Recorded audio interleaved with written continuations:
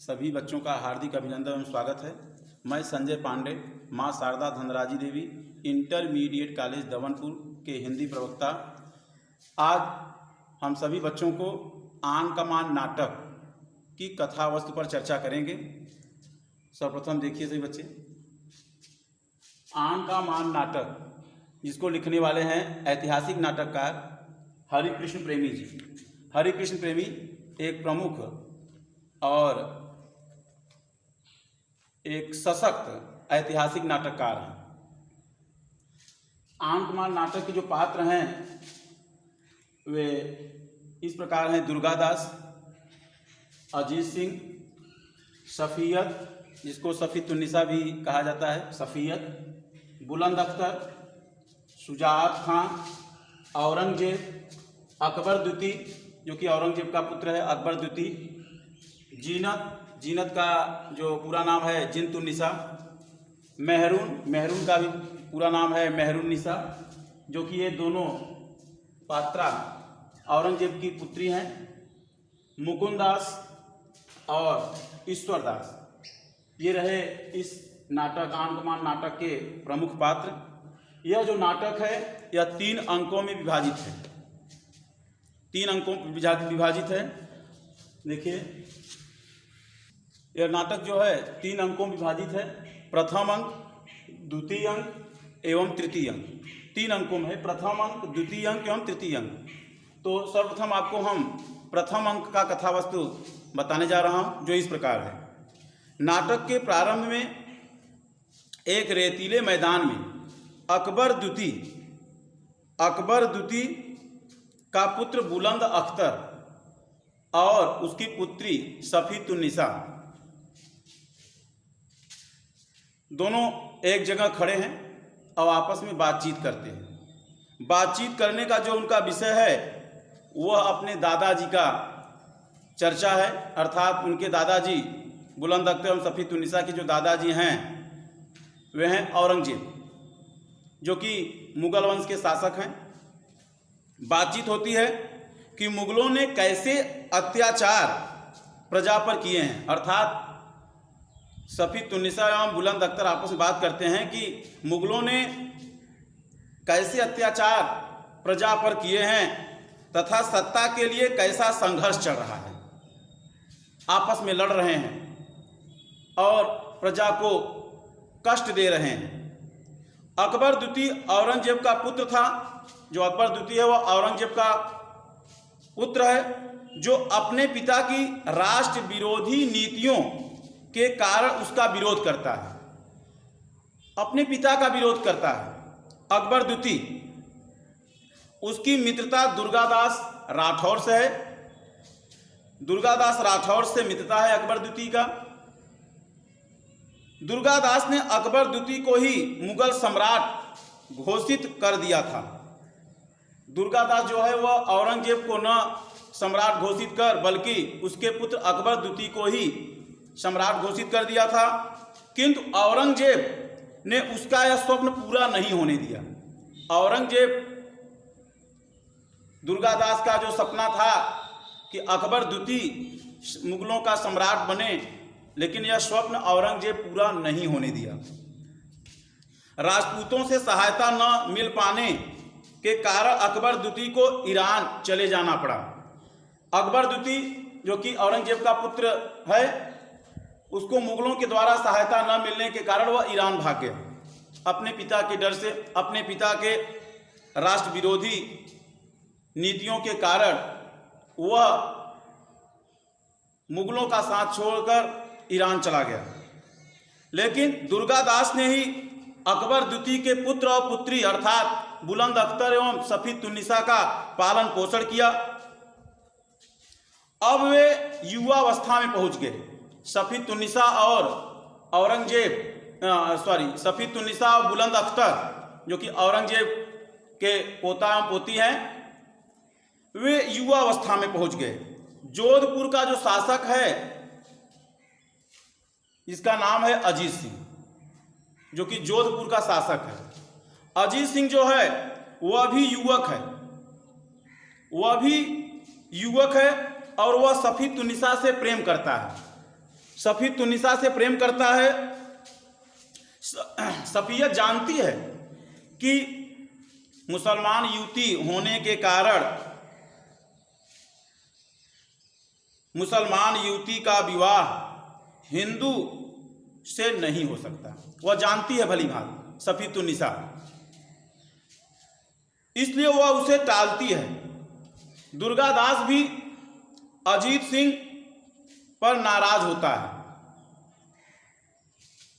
कि उसे राजपूतों की आन रखनी चाहिए,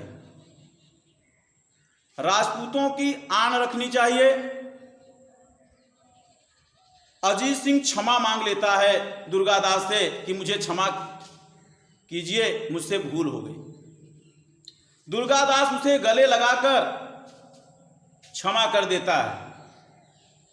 यानी यदि किसी व्यक्ति से अनजाने में या भूल चूक अपराध हो जाता है, यदि वह व्यक्ति क्षमा मांग रहा है तो उस व्यक्ति को क्षमा कर देना चाहिए। दुर्गादास अजीत सिंह को क्षमा कर देता है, गले लगाता है। मुगलों और राजपूतों का युद्ध होता है। मुगल वंश और राजपूत वंश में युद्ध होता है। औरंगजेब की ओर से ईश्वरदास संधि प्रस्ताव लेकर आता है।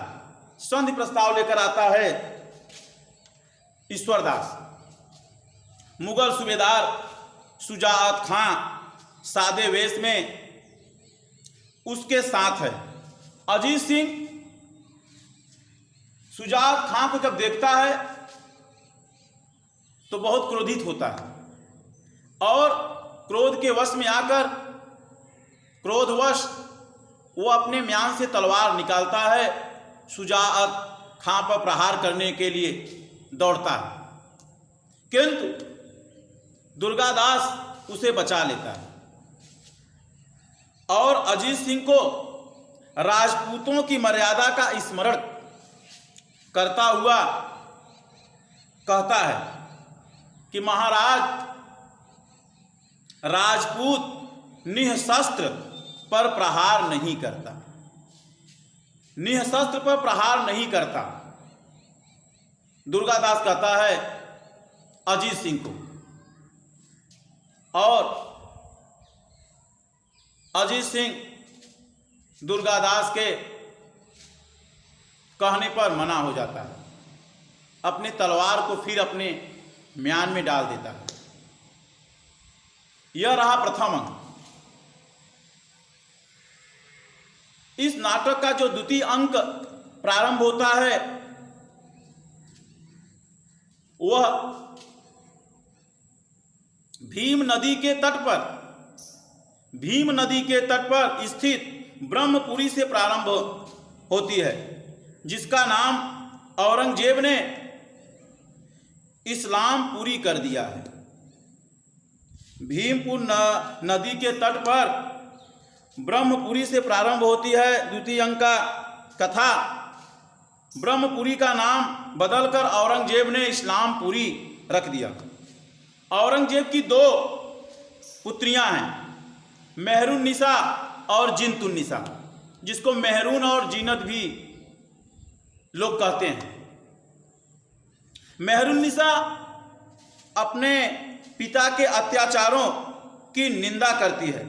मेहरुन्निसा जो उसकी पुत्री है वो अपने पिता औरंगजेब के अत्याचारों की निंदा करती है, विरोध करती है कि पिता, आपकी जो राष्ट्र विरोधी नीति है वह गलत है।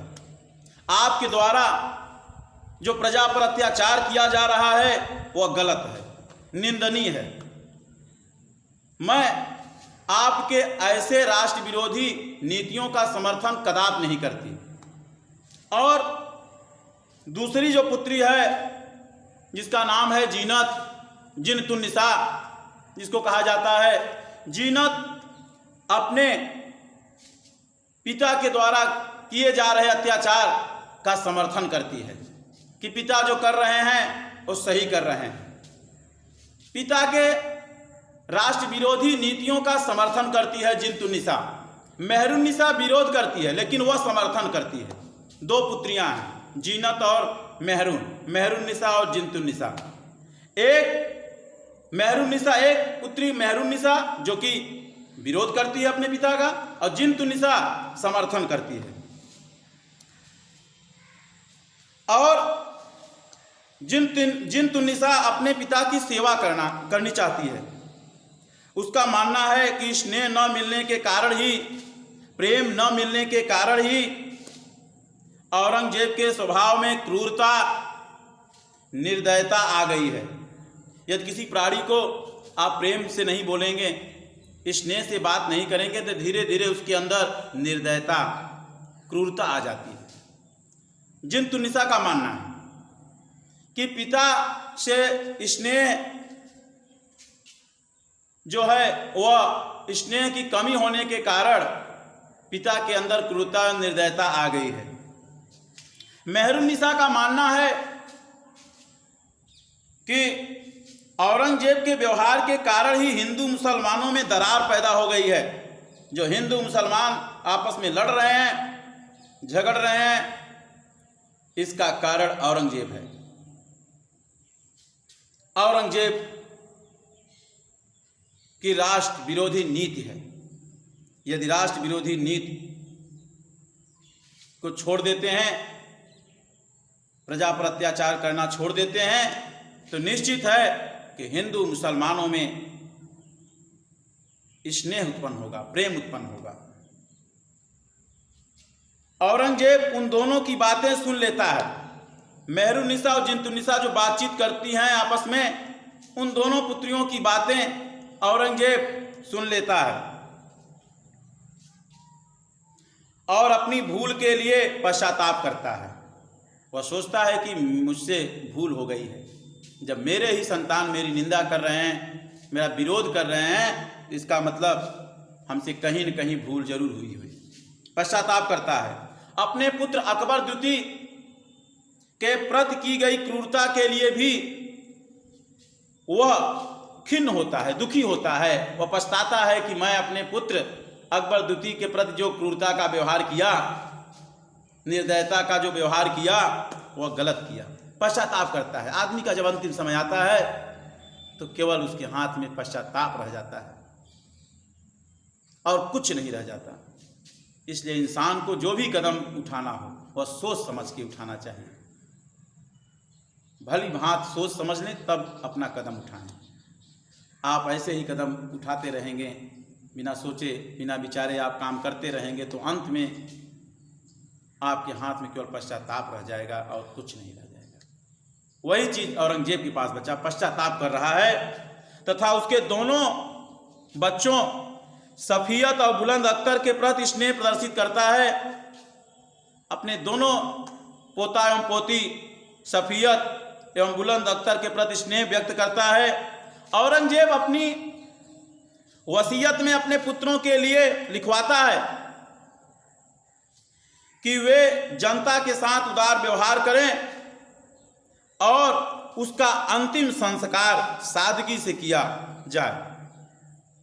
वह अपने वसीयत में लिखवाता है कि जनता के साथ उदार व्यवहार करें, उनके संतान, और उसका अंतिम संस्कार जो किया जाए तो बड़ी सादगी से किया जाए। यह उसके हृदय में इच्छा जागृत होती है। मेहरुन्निसा उस पर व्यंग करती है। उसकी जो पुत्री है मेहरुन्निसा, वह व्यंग करती है कि वह अपने पुत्रों को भी प्रजा के साथ क्रूरता का व्यवहार करने का आदेश दे। वह व्यंग बोलती है मेहरुन्निसा, क्यों पिता, आप जैसे क्रूरता का व्यवहार करते चले आ रहे हैं, क्रूरता का व्यवहार किए, उसी तरह हम लोग भी क्रूरता का व्यवहार करें तो अच्छा होगा। वह व्यंग करती है। जैसा उसने जीवन पर्यंत किया, जैसा आपने जीवन पर्यंत किया व्यवहार जनता के प्रति, प्रजा के प्रति, वही व्यवहार अपने संतान को भी आप करने के लिए कहिए। जब वसीयत लिखी जा रही थी तभी ईश्वरदास दुर्गादास को बंदी बनाकर लाता है। औरंगजेब क्रोध के वशीभूत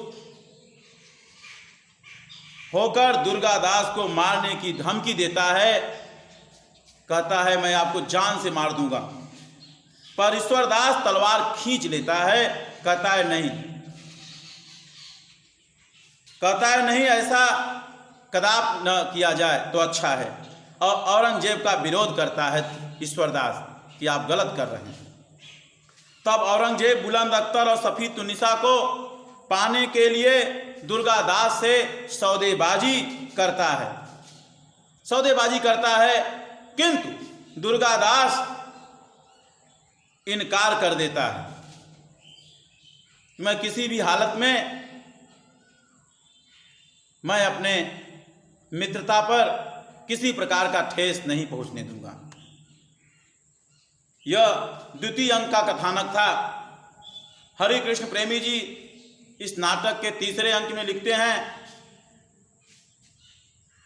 तीसरे अंक का जो प्रारंभ होता है वह सफीतुन्निसा के गीत से प्रारंभ होता है।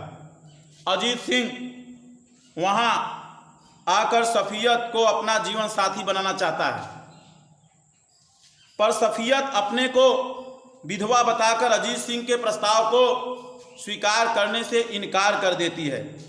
कहती है मैं विधवा हूं और आप हिंदू हैं, हम मुस्लिम, हिंदू और मुस्लिम का विवाह कैसे हो सकता है, कदाप नहीं हो सकता है। वह अजीत सिंह को आत्मत्याग का संदेश देती है, आत्मत्याग का संदेश देती है और कहती है महाराज, बहुत अच्छी लाइन कहती है, महाराज प्रेम केवल भोग की ही मांग नहीं करता। प्रेम जो होता है वह केवल भोग की ही मांग नहीं करता, वह त्याग और बलिदान भी चाहता है। आप किसी से प्रेम कर रहे हैं तो प्रेम केवल भोग की ही मांग नहीं करता। सच्चा प्रेम वही है जिसमें त्याग और बलिदान की भावना हो, जिसमें त्याग और बलिदान छिपा हो। त्याग और बलिदान भी चाहता है प्रेम, सच्चा प्रेम। सफियत अजीत सिंह को धैर्य बधाती है, तभी वहां उसका भाई बुलंद अख्तर पहुंच जाता है। सफियत उसे देखकर संकोच का अनुभव करती है, अपने भाई बुलंद अख्तर को देखती है तो संकोच का अनुभव करती है तथा अपने भाई को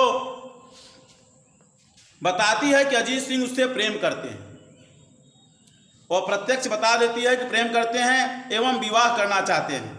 बुलंद अख्तर इसका विरोध करता है कि कदापि ऐसा नहीं होगा, ये कैसे संभव है। अजीत सिंह दुर्गादास की अस्वीकृति की परवाह न करके, दुर्गादास की अस्वीकृति की परवाह न करके सफियत को साथ चलने के लिए कहता है सफियत को आप मेरे साथ चलिए, कोई क्या कर लेगा हम सबका देख लेंगे। दुर्गादास इसका विरोध करता है, दुर्गादास भी आ जाता है, इसका विरोध करता है और सफियत के सम्मान की रक्षा हेतु तैयार हो जाता है। तभी मेवाड़ से मुकुंदास आता है, जो अजीत सिंह के विवाह हेतु मेवाड़ से टीका लाया है। इसमें भी चाल है दुर्गादास का। दुर्गादास चाहता है कि जो यह विवाह हेतु मेवाड़ से जो टीका लाया गया है इसकी मंजूरी अजीत सिंह दे दे, लेकिन अजीत सिंह इनकार कर देता है। अजीत सिंह से दुर्गादास की चाल मानकर उसे अपमानित करता है, मुकुंदास को अपमानित करता है। दुर्गादास पालकी मंगवाकर सफीतुन्निसा को उसमें बैठाकर अपने साथ ले जाना चाहता है। तभी अजीत सिंह आकर पालकी को रोकता हुआ कहता है, अजीत सिंह आता है, पालकी को रोक देता है जिसमें सफीतुन्निसा बैठी है। कंधा दुर्गादास दे रहा है, एक तरफ दुर्गादास दे रहा है, एक तरफ उसका भाई बुलंद अख्तर दे रहा है। रोक देता है अजीत सिंह और रोकने के बाद दुर्गादास जी से वह कहता है, दुर्गादास जी मेवाड़ में आप रहेंगे या मैं रहूँगा। अजीत सिंह कहता है कि दुर्गादास जी, मेवाड़ में आप रहेंगे या मैं रहूंगा? दुर्गादास तुरंत कहता है कि आप ही रहेंगे महाराज, आप ही महाराज हैं, आप ही रहेंगे। दुर्गादास तो सेवक मात्र है, नौकर मात्र है, उसने चाकरी निभा दी। दुर्गादास कहता है कि मैं अपनी चाकरी जो है निभा दी, सेवक मात्र हूं आपका और चाकरी निभा दी। यह कहता हुआ वह जन्मभूमि को प्रणाम करके वहां से चला जाता है। दुर्गादास वहां से निकल जाता है, उस राज्य को छोड़ देता है। यही नाटक की कथा वस्तु रही। इस नाटक में आपने देखा कि 3 अंक थे, प्रथम अंक, द्वितीय अंक और तृतीय अंक। तीनों अंक का हम क्रमवार आपको कथा वस्तु बताया। हमको उम्मीद है कि आप सभी बच्चे इस नाटक को भली भांति देखेंगे और समझेंगे। आज का वीडियो बस यहीं तक। अब अगली क्लास में,